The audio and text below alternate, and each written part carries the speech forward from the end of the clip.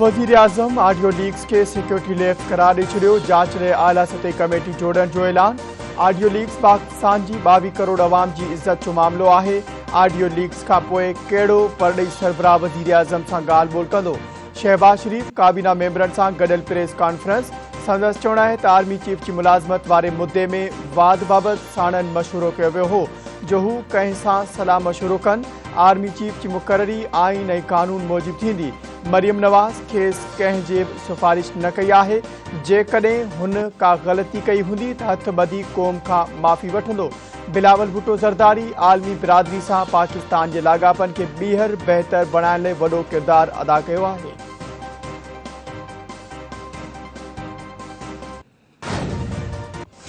क़ौमी सलामती कमेटी जो इजलास अॼु शाम 6 वॻे वज़ीर आज़म शहबाज शरीफ़ जी सदारत हेठि थींदो। इजलास में आला अस्करी क़यादत, वफ़ाक़ी वज़ीर, ॻुझनि इदारनि जा सरबराह ऐं ॿिया शिरकत कंदा। इजलास में वज़ीर आज़म हाउस, ऑडियो लीक्स ऐं क़ौमी सलामती जे ॿियनि मामलनि ते सलाह मशवरा कया वेंदा।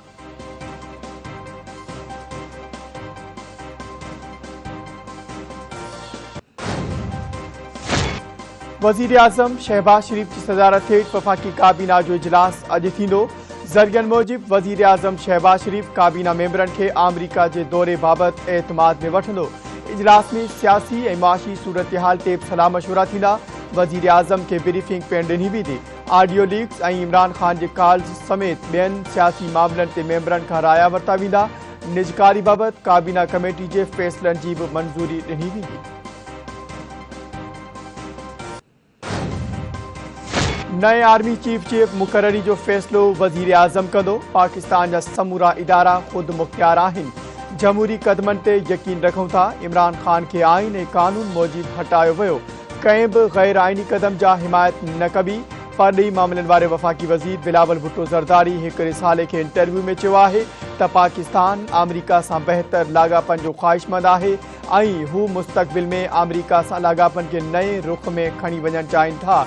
चीन सदाईं ॾुखे वक़्त में पाकिस्तान जी मदद कई आहे। जेसीं ताईं अमरीका ऐं चीन गॾिजी कमु न कंदा तेसीं ताईं मौसमियाती तब्दीलियुनि जो मुक़ाबिलो नथो करे सघिजे। भारत इमदाद जी आश न कई आहे। खेनि भारत मां उमीद बि नाहे। ॿोॾ में 3 करोड़ 3 लख माण्हू मुतासिर थिया। आलमी बिरादरी मुसीबत जी हिन घड़ी में पाकिस्तान जो साथ ॾे।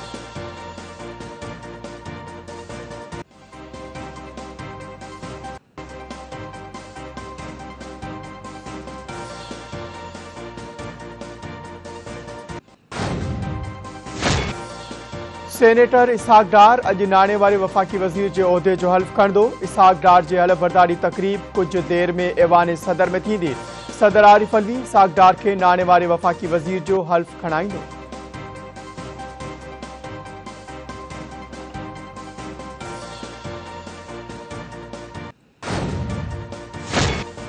अमरीका पाकिस्तान खे हथियारनि जी फ़राहमी बाबति भारतीय एतिराज़ रद्द करे छॾियो।